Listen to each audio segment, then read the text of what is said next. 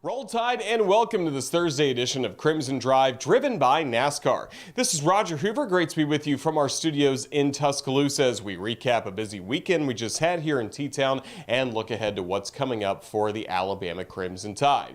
We'll start off our show by looking at our headlines thanks to our friends at RJ Young. They're the official technology solutions provider of Crimson Drive. They've given us a smart board to go through everything coming up on the show today, plus our headlines. We'll start by hearing from the head coach of the Crimson Tide, Nick Saban, as he gives his coach's checklist following the Golden Flake A-Day game this past Saturday inside Bryant-Denny Stadium. And then we'll be talking with one of our analysts for that broadcast of a week ago for the A-Day game, Christian Miller, former Crimson Tide linebacker, will give us his thoughts on spring practice. We'll get them as well from an actual member of the Crimson Tide football team this season, Justin Eboigbe, a defensive lineman for the Crimson Tide, who was part of the winning Crimson team this past week. We'll take a look back to our Hey Coach replay with our conversation not only with Justin Eboigbe, but also Aaron Suttles from Yay, Alabama joined us to talk about Yay, Alabama, the new NIL entity for the Crimson Tide, as well as his thoughts on Alabama practice. So a very football-focused show for today. Looking at some headlines, we will take a look at Crimson Tide baseball, and we got some wins to talk about. Last weekend, the Crimson Tide sweeping the Missouri Tigers in a very, very cold and windy series in Columbia, Missouri. Even with the cold, windy conditions, 9 home runs over the weekend. Really great to see for Alabama.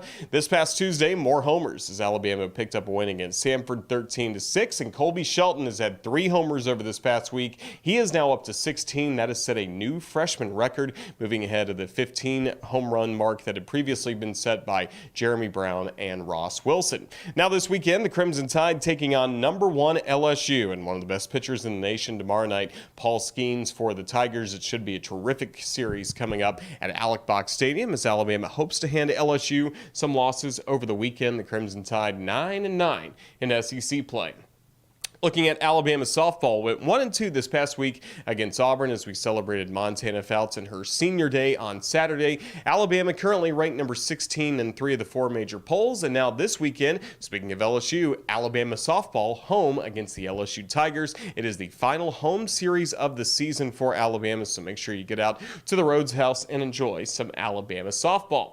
Some final notes around Crimson Tide athletics. As we mentioned, football with the Crimson team winning the A-Day game. So the players that were on the winning Crimson team, as you'll hear about with Justin Eboigbe, they got tomahawk steaks on Monday night instead of the beans and weenies for the losing white team on Saturday. On Tuesday, we had a fun time at the Bryant Conference Center for the Crimson Choice Awards. All the details about that available on rolledtide.com. Had a fun time in seeing that along with Kenzie Hughes. We really enjoyed the Crimson Choice Awards for this year. Track and field, more great finishes last week at the Crimson Tide Invitational. Same could be said for the rowing team at the Lake Wheeler Invitational, winning some heats as well as some top 2 finishes in a few races as well. But of course, the focus on this show, the first Thursday after A-Day, will be on football. And we're going to start our football news with Coach Saban, his final thoughts following spring practice for the Crimson Tide. I think all in all, we had a good spring. I really like the spirit and the energy of this team. I think that everybody in spring practice probably gets tired of competing against each other at some point in time, but it was good to go out and play in front of a crowd today. I think that energized players to some degree, and I was very pleased with the crowd that we had. I think it goes a long way to helping people see what kind of passion we have for the football program here and the football team and how we support the team. So, it's really simple. It's all about people being committed to the team, respecting what they have to do to play winning football, which I've said this all spring long. You got to eliminate some of the negative plays, which would be interceptions, which would be turning the ball over, which would be dropping balls, which we had too many of today. Made some good plays, though, too.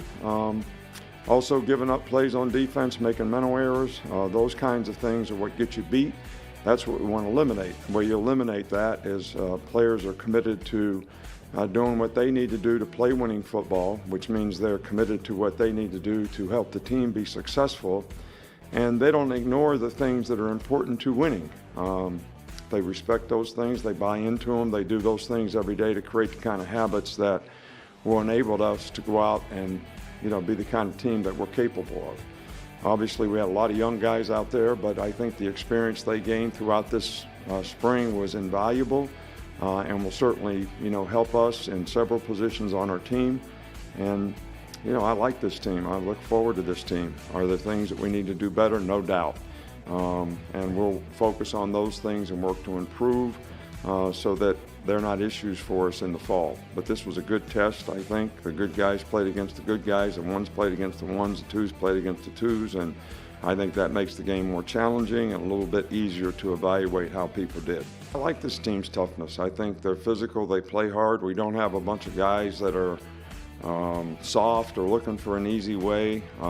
They try to please the coaches, they try to play with intensity. I think we have better practice habits than we've had in the past. And I think, that mentality gets developed in the offensive line, the defensive line, and on special teams. And I think we have some guys that are trying to step up and do that. Yeah, I think that both guys are making progress. I think, Dylan Lonigan has, shown that he's got a little bit of more poise playing the position. He's accurate throwing the ball. But Eli's made good progress too. I think he got in a hurry a few times today, which he was going to do the right thing. But he also had a couple balls that were dropped that would have helped him, and we wanted to get each one of those freshmen at least 3 series out there. Dylan kind of moved the team a little better. So, I'm pleased with the progress that they're making, and I think they both have bright futures. Good to hear from the head coach of the Crimson Tide, Nick Saban, after the Crimson team picked up a victory in the 2023 Golden Flake A-Day game at Bryant-Denny Stadium. On the call for us for A-Day, along with Chris Stewart filling in for Eli Gold, as well as John Parker Wilson, it was Christian Miller who not only roamed the sidelines, he was up in the booth for a little bit as well with us on Saturday for the A-Day broadcast. Of course, he was our sideline reporter throughout the season last year as well, so he's got a lot of good thoughts on Crimson Tide football. Here's our conversation with former Alabama linebacker Christian Miller about spring practice 2023 for the Crimson Tide. Christian, Roll Tide, it's good to see you. How was everything for you on A-Day? Roll Tide, Roger. It was great, man. Hated that we didn't have you out there, but I had a good time being up there in the booth for the first time. It was a new experience, and then I was also down on the field. But overall, just a great experience, great weather, great turnout. There was a lot of fans, so I was really excited to see that. Well, even going back to your playing days, how much did you enjoy spring practice and A-Day, and then I guess the steak versus beanie weenie you got to enjoy on Monday afterwards? Yeah, no, I always enjoyed it. I mean, the weather's nice in the spring, and it's just really a time for you to learn and grow, and to go out there and compete.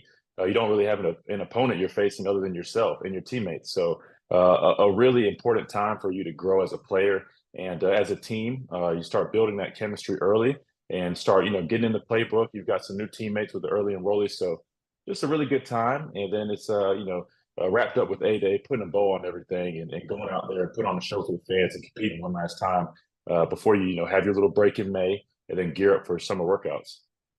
Well, what do you feel like we learned about this football team over the last few weeks in spring practice? Well, Roger, I walked away with a lot of promise. I saw flashes of some really good things, some improvements from last year. So I'm excited about the potential of this team. Most notably, I think there's going to be a lot of depth because I saw so many guys, especially young guys, taking advantage of their opportunities. We heard a lot about Caleb Downs and Justice Haynes, and rightfully so. We now understand why there was so much hype around these guys and why everyone speaks so highly of these guys. They're very mature, and these guys are playmakers. I saw a lot of great things and flashes from the defensive backs, from Malachi Moore, Kool-Aid McKinstry, a lot of young guys stepping up, Earl Little, just so many good things on the back end. That unit came to play, as well as the linebacker unit. Those guys were playing physical, fast, downhill, putting a hat on a hat. I was really impressed with the new transfer, JUCO transfer, Justin Jefferson, a guy that just plays so fast. And for a smaller frame linebacker, this guy has some thump. He's coming downhill, putting his hat on a guard, striking, violently shedding, and making tackles. Blackshire looked great. Campbell, Marshall, again, so many guys that look like they can contribute. And that's such a good sign because that means you're going to have so many guys that you can roll when you need to. And then even up front, defensive line was physical at the point of attack. The edge rushers, we were missing 2 of the key contributors from last year who are out this spring right now with injury. And we still saw some really good things on the edge with the pass rush with Q Robinson, Keanu Coates. So really excited about the defense. And then flipping over to the offensive side of the ball, I thought both quarterbacks made a case for why they can compete and contribute to this team. Some really nice things from both quarterbacks and really all four quarterbacks that played. I feel strong about and moving to the running backs. Look, Tommy Rees is going to have his pick. That's truly a stable back there, and that's a great problem to have. So many guys that can contribute and step up. You have veteran guys. You got Roydell, and you got I'm drawing a blank. Jason McClellan. Then you also have the young guys coming in, J.M. Miller, Justice Haynes, and man, I mean, Tommy Rees really has the luxury of just picking guys, whoever he wants to put in the game. All these guys can contribute. And the receivers did a nice job. Definitely could kind of clean up the drops, but look, that's an easy fix, right? That's staying after practice, hitting the jug machine, catching passes from your quarterbacks. We can clean that up. And then lastly, the offensive line. I thought they played physical up front. That was one of the things that they wanted to work on. We heard them talk about it. They wanted to bring that tenacity back, that ferocity. They wanted to be, known for that, to get in push up front, being strong up front, being able to have their way in the trenches. And we started to see that. And I think we're in the right direction. So many really good things that we've seen. Oh, Roger, I forgot the tight ends. I can't forget about those guys. They got a lot of love during their day. We saw that Tommy Rees likes to incorporate the tight ends. We heard a lot about that, and now we saw that a lot of guys were involved, including the Maryland transfer Cedar Dupree. So really excited overall. Again, walked away with a lot of promise. So many great things that we can build off of going into fall camp, and I'm really excited about the potential of this team in the upcoming fall. We know coaches aren't going to show everything in a spring game. Obviously, got to have a few tricks up your sleeve for when the real games count starting in the fall. But do you feel like we learned some tendencies maybe we could be seeing with Tommy Rees in this offense? Absolutely, yeah. And those are the things we kind of were hearing about him when he first was hired, is that he likes the heavy personnel, he likes to run the ball, he likes to use his tight ends. I think that's kind of what we started to see. We saw some of those sets. Again, they're not going to show everything. The playbook was very vanilla, and rightfully so. Hey, it's Alabama. Everybody's going to be watching this game. We can't give away too much. But just to see how active the tight ends were and how involved they were, that was something that we were hearing and expecting, and we did see that. So that's exciting.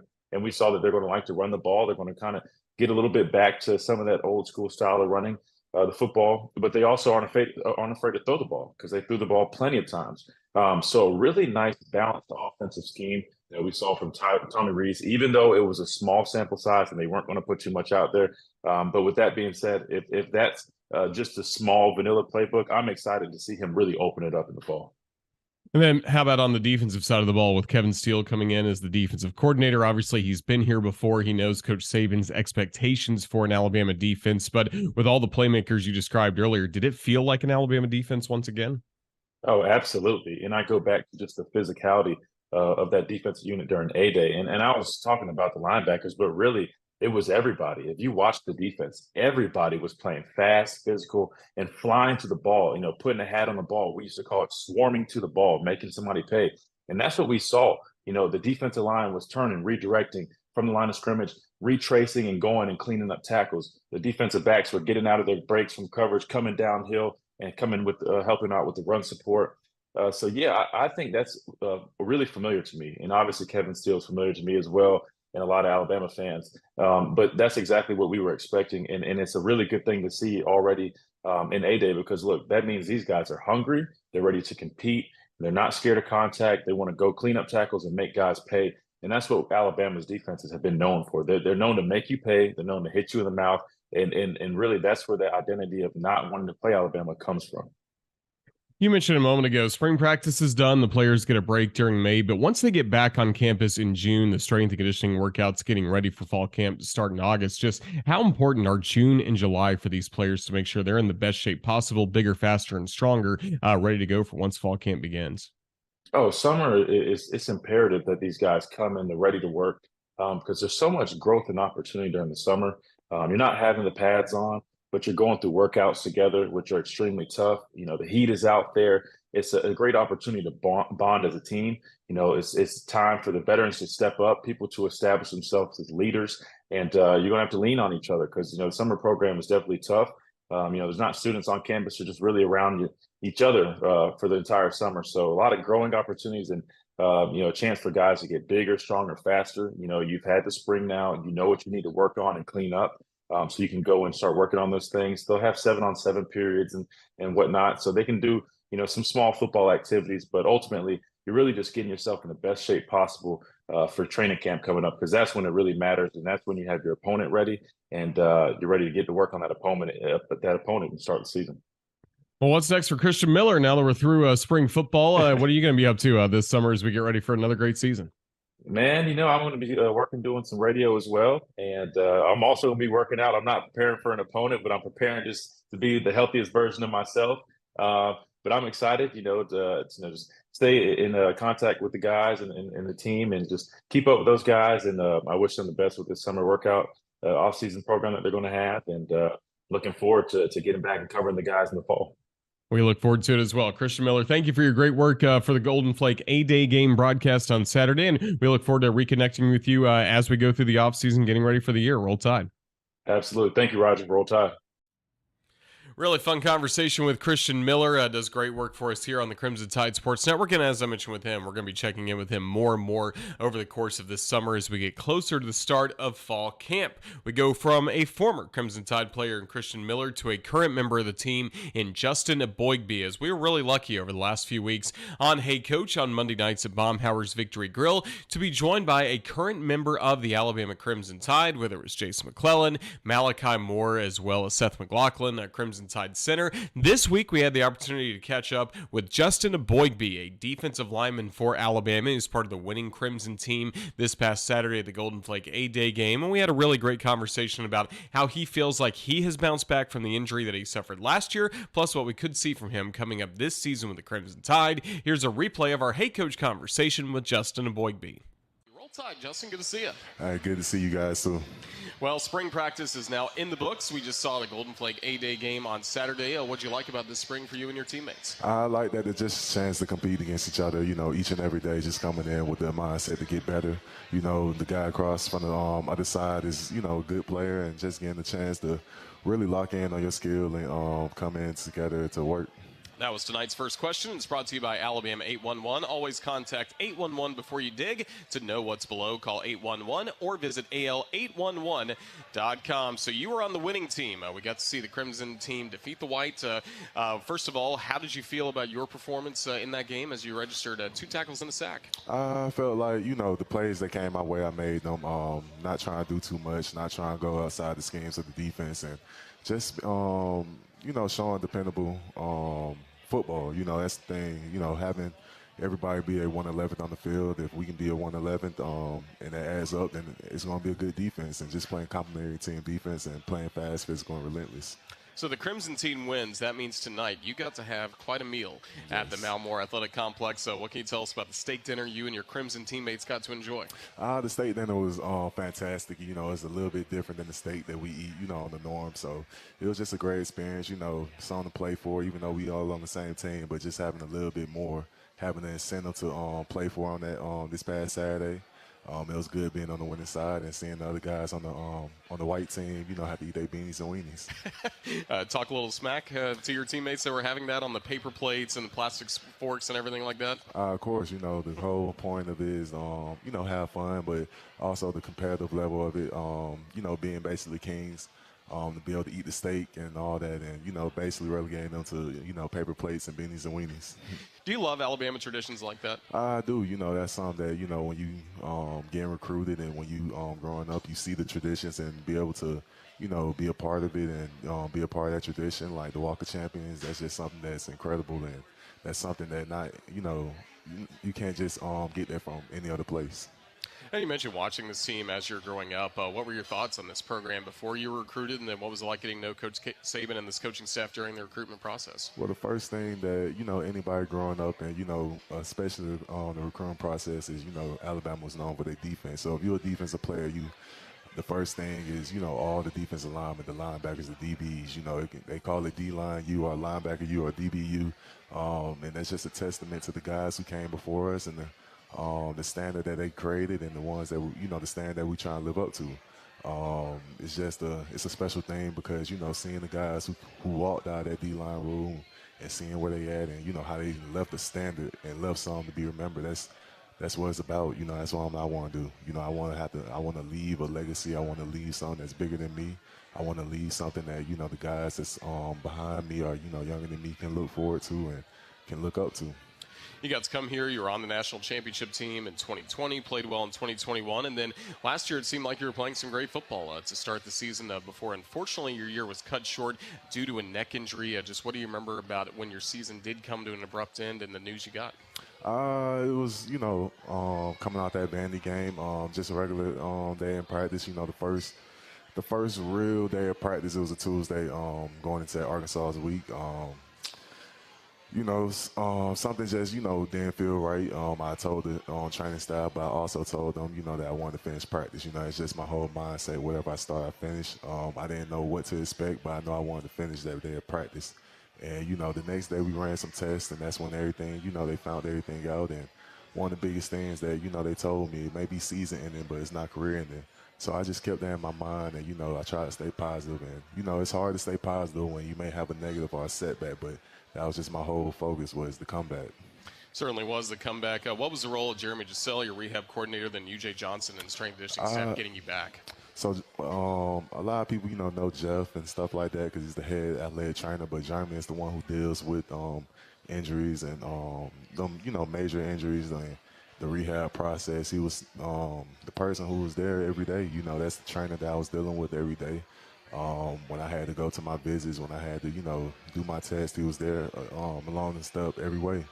And UJ played a big part because, you know, it was a lot of checkpoints that I had to reach. So after I had surgery, I had to wait about 6 weeks to be cleared to do, you know, light stuff like band workouts. So UJ was the strength conditioning coach that I was with the whole time. You know, it was crazy. You know, I lost a lot of weight because I wasn't able to lift during that time. But, you know, the exercises, the creativity that he brought to it really did help because it helped me maintain the body weight during that time that I was coming back. And then when I was cleared to actually start lifting weights, I was actually able to get stronger than I was before, you know, I got hurt. So it was just a blessing in disguise because I was able to, you know, really lock in on little stuff, and that's what UJ helped me. How were you able to impact your teammates in a positive way? We heard DJ Dale say you were really a positive factor in that D-line room all throughout that process. You know, just understand that, you know, I may not be on the field with my brothers, but I'm always going to be there with them. You know, if I can see something from a different standpoint, because, you know, when you're on the field, you can only see stuff, you know, you can only see stuff from so much of a point of view, but, you know, seeing it from the field or, you know, seeing it from the sideline or seeing it from the TV screen, you know, I would hit them up or I would tell them, you know, I'm seeing this, you know, and it's all about helping each other. You know, that's the biggest thing.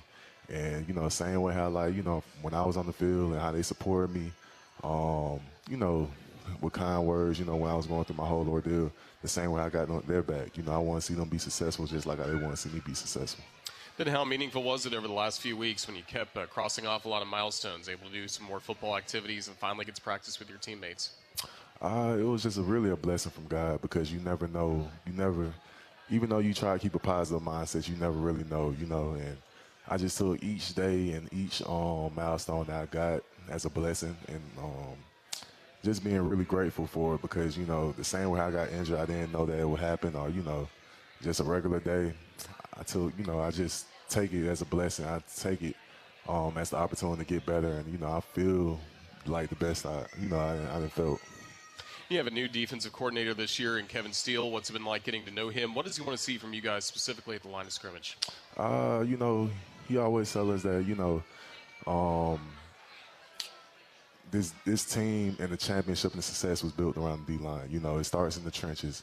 It starts up front. You know, the team is going to go how we go. You know, it starts with resetting the line of scrimmage. It starts with, you know, creating knockback and, you know, being able to play relentless up front to where we can control the game up front. If we can stop the run, it makes things one-dimensional, and that's what it's all about, you know. And I feel like, you know, somebody who was here in the beginning with Saban, who knows what it took to get to where, you know, the dynasty is. I feel like, you know, he's a great person that's really been a teacher, you know, a teacher to somebody who's taught us and tell us what it takes to be successful. And for you, getting to go up against this Alabama offensive line throughout the past few weeks in practice, how strong does that group look right now? Are they good? They're very good. each and every day, like I said, you know, line up across them, it makes me better, and hopefully in the same way I make them better. So it's just, you know, as iron sharpens iron, you know, and that's how it is. As I get better, they get better, and you know, every day in practice, it's been a blessing because being able to go against JC, going against Dalcourt, going against Seth, going against T-Book, going against Pritchard, going against Proctor, T-Ford, all the guys on the O-line, just, you know, getting me better and getting the other guys on D-line better, and hopefully getting them better, you know, during this spring practice. You're part of a really good unit on the defensive line, but probably no one's had a transformation like we've seen from Jaheim Otis. So what have you made of the way he's been able to change his body over the last year, and what's he capable of this season? Just, you know, just his commitment level, the commitment level to, you know, come in and transform, knowing that you need to lose that weight to be able to be successful in this league. You know, for him to come in and do what he did, you know, is very pivotal, and, you know, the maturity level that he has shown to come in and be able to play right away, which is, you know, it's very hard. You know, it's a lot of times it's a transition period, you know, coming from high school to college. And just the fact that he was able to do that so well, and I know he's going to have, you know, great success down the road because he's, you know, he loves the game of football, and, you know, he's very mature about the way he do things. Finishing up our conversation with Justin Eboigbe, what's next for you over these next few weeks as we get ready for summer to start? And then what's your mindset going to be once you guys return to action coming up for fall camp? Well, the first thing first is finishing up these classes. You know, that's the first thing first. You know, student comes before athlete. So, but after that, you know, taking a little time to get some R&R, spend time with family and friends, and, you know, especially, you know, get back to the grind. You know, get back on the field, get back in the weight room, you know, be prepared for this summer workout plan. And, you know, after that, get locked and loaded for fall camp and, you know, get ready for this 2023 campaign. How good can this defense be? The sky's the limit. You know, it's going to take each and every person. You know, it's not just the 11 that's on the field, but the guys that's behind that 11 and all the guys that's on that side of the ball, you know. If it's somebody that's behind you, that's pushing you, it's going to only make the guy that's in that role better, and that's what it's about.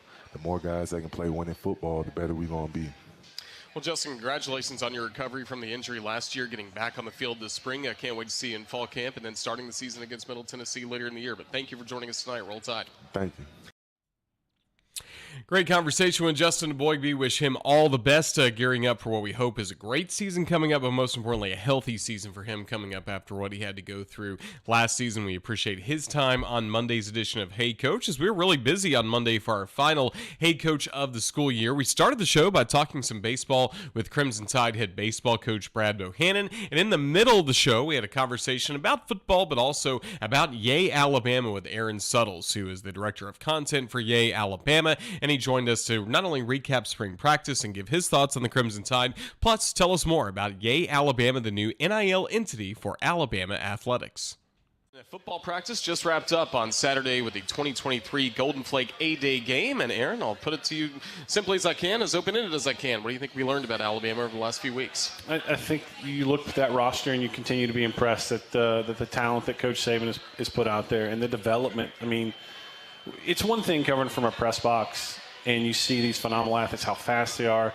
But when you're in a locker room with them and you see how big they are and how, I mean, their arms are huge. I mean, even the guys that don't even play much, they're just phenomenal athletes, and the way that they sacrifice and condition and the nutrition that goes into it, it's awfully impressive to look at this roster that they have. I think you look at certain positions, I think Alabama fans are going to love the running backs this year. I think they got a variety of different guys that can contribute. And you can say that across the board. There's a lot of different offensive linemen. They still haven't settled in on a quarterback, which I know fans will be wringing their hands over until the first game of the year. But I think the defense is going to be good. Every year, you just have to pinch yourself and remind yourself of how many talented players this roster has. And that includes a lot of newcomers that are coming in. As we saw, Justice Haynes really impressed from the running back position. What did you like about his performance? What more can you ask for when you have your head coach who's not prone to hyperbole talk about this guy doesn't look like a freshman? And when you watch him, you have to remind yourself that he's a freshman. So when Nick Saban starts talking about freshmen like that, I think you have to pique your interest. And Justice Haynes is an incredible talent. I think another young guy that's caught some attention over there is Caleb Downs at safety. I mean, the young guys are great, but they also got a lot of veteran guys that are ready to step up, and it's their turn. And I think across the board, really, there are guys that could play anywhere in the country. But, I mean, when Nick Saban starts talking about Justice Haynes, you're typing on your keyboard, and you're like, what did he just say? Did he really just say that about a freshman? I mean, how good is this guy as a freshman that Nick Saban's talking that way about him? It's pretty exciting for what could be ahead for the Crimson Tide. And we know later this week it's going to be exciting as well with the NFL Draft. Always a special time, but specifically with some of the players that we know are hopefully going to be first-rounders and even could be the first overall pick in the case of Bryce Young. This could shape up to be a very special draft once again for Alabama. It really could. I think, what is it? No Alabama player in the modern era of the NFL Draft has gone number 1 overall. I think Bryce is in great position to do that. I'm a little not objective on it when it comes to Will Anderson. Will Anderson is one of my favorite players I've ever covered. And you start, obviously it's the talent is there, but it's the kind of young man that Will is. If you spent any time around Will Anderson, you can't help but come away impressed from the way he was raised, the way he became a superstar and didn't change. So he's expected to go on the top 5 picks. It's going to be a special day for Alabama football, but Bryce is a guy. The moment's never too big for him. We saw it. I mean, who can smile at Auburn on 4th down and like he did? I mean, I was like trembling, typing on my keyboard, and this guy's smiling in the huddle on a key 4th down to go down and try to tie the game at Auburn in 2021. So he's an unbelievably calm, poised athlete. Certainly is a legend. Well, we look forward to seeing the next wave of legends at Alabama, and a way to support them is through Yay Alabama, the new NIL entity. Where can fans go for more information? What can they look forward to from you coming up over the next few weeks into the summer? Yeah, we'd love for you to just check out the website, yay-alabama.com. Check out the different ways that you can contribute to the student athletes of the Alabama, and that's what it's all about. It's about the student athlete, enhancing their experience, and enabling them to have a better quality of life, as Nick Saban has said continually this spring. So check it out, and I'll have stories, podcasts, videos, you name it. We're going to tell their stories and try to get you to know them a little better. You can see who you're helping and during their time in Tuscaloosa. We look forward to it. Aaron, best of luck. Thank you for joining us tonight. Roll Tide. Thanks for having me. Again, check out more about Yay Alabama, their official website. So many great ways for fans as well as businesses to get involved with Alabama student athletes and support them in this new NIL world. As we continue on Crimson Drive, driven by NASCAR, one thing still left to do for this week's show, and that's taking a look at what's coming up this weekend for the University of Alabama here on the Crimson Tide Sports Network. It is time for our weekend schedule, brought to you by Wickles Pickles. They are wickedly delicious. Check them out online at wicklespickles.com. Let's see what's coming up for the Crimson Tide this weekend. Well, the common opponent will be LSU. It's baseball taking the road trip, going down to Baton Rouge, taking on the LSU Tigers starting at 6. The softball team hosting LSU coming up this weekend. Again, Friday at 6 p.m. for softball, then Saturday at 1, and then Sunday at 11:30 for Alabama softball. Meanwhile, the baseball team will be back on television on Saturday night at 6 p.m., and then a Sunday 1 o'clock start time. And then, as it says there on the show, on Monday, no CTSN broadcast. It'll be our first week without Hey Coach coming up as we start to venture into the month of May. A little bit of a break, but of course that show will return in mid-August, just like Tide TV This Week, that also had its final episode this week as well. So that's our Wickles Weekend Update, again brought to you by Wickles Pickles. That's going to wrap up this edition of Crimson Drive, driven by NASCAR. Special thank you to the guests we had on our show, starting with our guest from Hey Coach on Monday night, Aaron Suttles, along with Justin Eboigbe, as well as Christian Miller. A great breakdown of Alabama spring football practice from Christian earlier this week. And a reminder about Crimson Drive, driven by NASCAR. Even though some of those shows are going away, we're not going anywhere just yet. We're going to be back with you starting next Thursday for our first episode in May, and we may even have a special place we're going to do the show from. Maybe somewhere like Sewell Thomas Stadium, as we have a lot of big baseball and softball games still to come this month, as we're going to finish out spring sports the right way, while always keeping an eye on what's coming up for the Crimson Tide football team as we get closer and closer to September.